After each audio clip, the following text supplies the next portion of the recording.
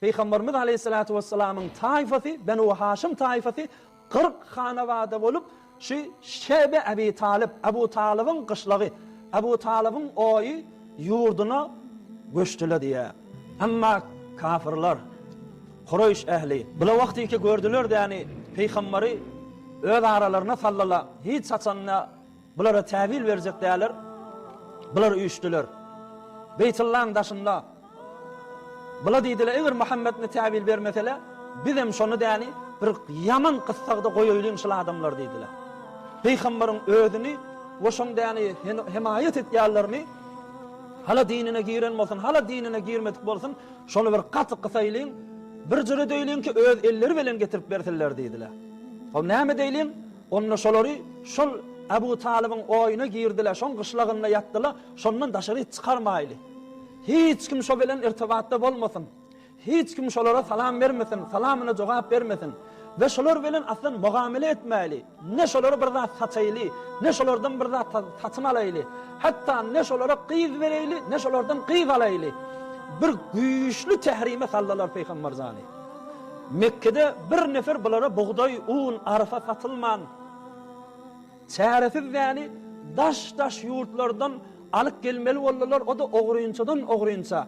Herkes şu yolla Şebe Ebi Talib'e yani bir kervan baryan olsa, onu hem yolla idine kaytardılar, mallarını alardılar, ellerinden yani vermerdiler. Şeydip nice yıllar şol kızgın havada yönü bir parçanın eteğinde, bir çadırlın eteğinde 3 yıllap kalmalı olurlar. Tamamen malum mülükler şu yolla hars olup, malsız olup, iyiçkisiz olup kaldılar diye.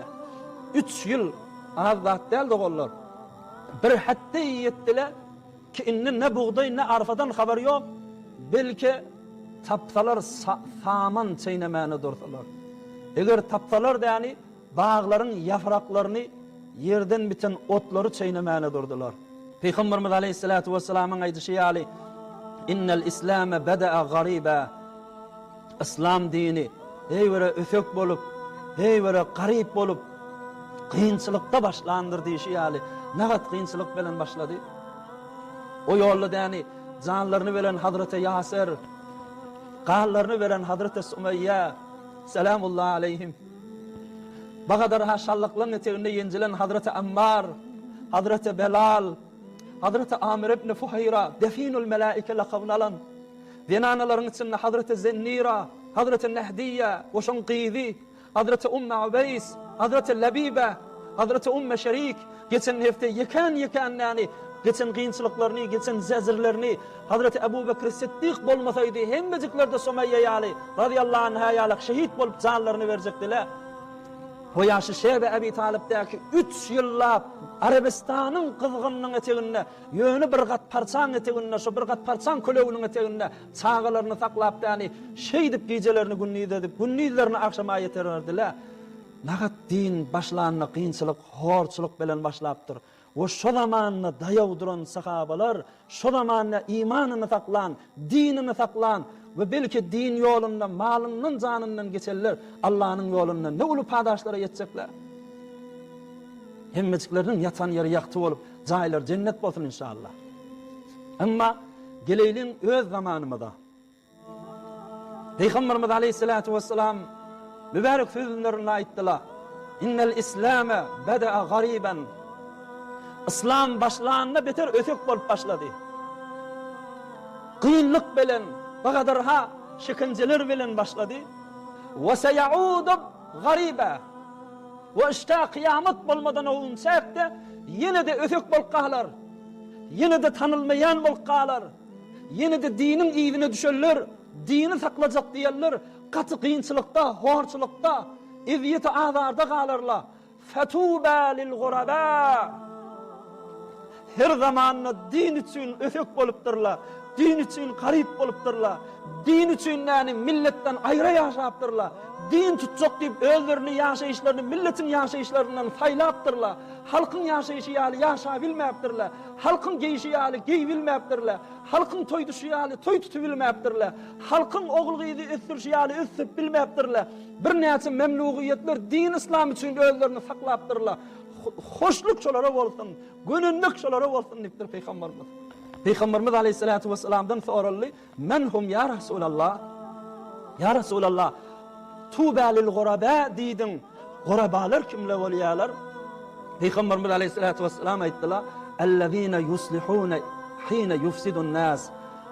Ol bir zaman neyki tamamı adamlar fesad o fucura däni qark bolan zamanlarynda bular islah edýärler, öýlerini, oğul-gyýlaryny, hanawadalarını düzgünlükde saklaýarlar. İman awraýlaryny däni lekkedar etmäni, arastaçylykda saklaýarlar özüni, şo bendeleri hoşluk bolsun.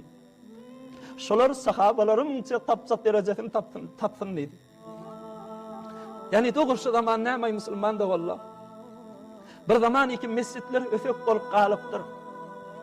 Jamaata gelýärler ýöne bir baz neşeste bolan garryp ýöne bir ýaşullaryň jaýy bolup galan zamanynda hiç bir ýaş oglany mescitlerde jamaatda görünmeýän zamanda aýa mescit bir garyba bolup galmadymy aramyz. Şo zamanda däni ýaşlygynda mescide gelýän oglan tuba lil guraba. Peygamberimiz aýdýar. Ol bir zamanda iki zinanalarda dogry hijab bolmany, dogry iginmaş bolmany, ýukadan ýuka dardan dar erkeklerin arasynda hayasyz bolup başlaryny gallyryp däni yüzme yüz kepleşip gülüşilýän zamanynda ol bir aýallygyň iki içinden maknaya geyip klips urup da yüzüni hemişe aşağı tallap bir erkek bilen kepleşenini edip bilen haya bilen kepleşiye garibe bolup galmadymy aýa. Maskara bolup ýobalanyp sen bir kadim pikirli diýilmedimi aýa. Bu teknoloji o pişlep zamanasynda diýip hele erkek bilen irtibatda bolup adamslaryny berahaty hyýanatlar bolan zamanynda toýlarynda peziraýlarynda aýdym saz bolmasa magnasy bolmaýa, toýum eňemeýä diýilýän zamanynda hele erkek gatşylyp däni ya kazaralarda, talarlarda, ya hayatlarda, karanqılıklarda oyunçular oynanýan zamanynda şo toýlary saýlap, saýgaryp gitmän öýde oturýan aýallylar aýa garibe bolup galmadymy? Aýa Hazreti Zennire ýaly Hazreti ol bir buzurgwarlar iki iptidai İslamda däni bagadar ha zähmetler çekdiler. Aýa şolar ýalyp bolup galmadylarmy? Ol bir zaman iki ekisler albomlarda dulmady. Herkes yani gyýyp gelen öz awadallyklaryny öňküden meter artdyryp, araýyşlaryny köpeldip de boluksyz ekillerini ýöne öýde adamsy üçin, öz içerisi üçin goýmany, belki ekillerini fazaý mezaziýlerde goýup, tamamy mehrem we namehremlerde ýani mele amda goýulan zamanynda aýa öz adamsy bilen, öz içerisi bilen bolup görerler garybe bolup galmadymy? Ol bir zamanlar iki geceler turulup da seher vakti ötün akşam yiyecek şamlarını iýmedik benneler daňy goýup akidip däni kafalarda garip gasaryn gaftyna goýup gaýtýardylar. Peýgamberiň zamanynda sahabalar, soňraky geçen awliýalar. Amma bu zamanna bejaýy inke Hudaýyň bol beren mallarynyň gije ýary garip gasaryn gaftynyň aldyna goýup gaýtdylar. Olaryň çağalaryny begendirdiler. Şamda oturup iýiçellerinden ekse film alıp iýinden näni çaýynyň sofrasyndan bir çaý içmek üçin ýazylan sofradan bagadar haşyrnyo bagadar ha deserler bilen näni alan ekillerini vaziyet edip goýup da ol garip gasarlary ene atany ogul gyýlarynyň ýanyna şermende edip goýmadylar ha. Bir çagy iki enesinden dilýär, "Jan ene maňa da bir tevellüt tutup beraň, maňa da bir keyki tevellüt alyp beraň." Ene fakir diye can dedim bolýa. Alan yarana goýular. Dädem sana da bir keyke tevellüt alyp bererdim. Ol bir yarany iki neçe ýerde goýusy gadylly, neçe ýerlere şonuň gowly wädesi bilen tukançylara, çörekçilere alan yarany da hesaplaşyr diýilip gaýdylan yaranyň ady bilen ogluny gyýdyn ýatyrýardylar. Bezaýenki şolaryň ellerine bir zat eltip bersinler. Şolary däni ene atalaryny, çağalarynyň ýanyna başlaryny aşağı edip şermende edip şolary däni emendirip goýdylar. Derdim mardyr diýaryndan, döwründen. Derdim mardyr diýaryndan, döwründen. Hayır hayfi, ihsan hayfi bilinmez. Zalimlerin cefasından, cevrinden, İslam hayfi, iman hayfi bilinmez. Sohbetimle hak kelamını söyleyen yok. Meclisinle bir nasihat eyleyen yok. Halal haram farkın bilip sayılan yok. Suud hayfi, ziyan hayfi bilinmez. Halayıkta görüldü yok, görüm yok. Halayıkta görüldü yok, görüm yok. Baylarında sahavat yok, berim yok. Ayarlarda uyut, kıyızda şerim yok. Edip hayfi, erkan hayfi bilinmez. Kişi malını kovanıp gözeyle dirler. Mobilundan, perdesinden vaziyet koyup, öyüne gelen rahatlarından vaziyet koyup, kişi malını kovanıp gözeyle dirler. Teessüp edip göңle kine doğal dirler. Bir-birini nahak yere öldürler. Norvat hayfi, aman hayfi bilinmez. Mahtumulu can mehmandır gövrelaş. Mahtumulu can mehmandır gövrelaş. Yaxşa dost yok. Yaman bolsaň köp kardaş. Bir ayyamdır, baş ayaktır, ayap baş. Yaxşa hayfi, yaman hayfi bilinmez. Ayaşu garibe zamanında yaşamızak mı Müslüman da oldu. İnnel İslam'a beda garibe ve seyaudu garibe fetuba lil guraba. Başlandı yani bu kadar ha üfük bolup, bu kadar ha kıyınçılıklar veren başladı. Kıyamet bolmadan ödül hem şucra yağdaylar gelir. Din tutarlar yovalanar, din tutarlar maskara olar. Arasdaca kıyız olup, hicab bilen, iffet bilen toyunu tutsak yovalanar, maskara olar. Akça börük giyip, akça köylük giyerler, yovalanar, maskara olar. Öz ayal doğullarını merde meydan bolup, haklarını beren, miras terekeden hak iman, orqa adam deyip tanırlar. Şu zaman, doğru gelen zamanımız, bir zaman ki, فَاِنَّ مِنْ وَرَائِكُمْ اَيَّامًا الصَّبْرُ ف۪يهِنَّ مِثْلُ قَبْضٍ عَلَى الْجَمَرِ Peygamberimiz aleyhissalatu vesselam ediptir.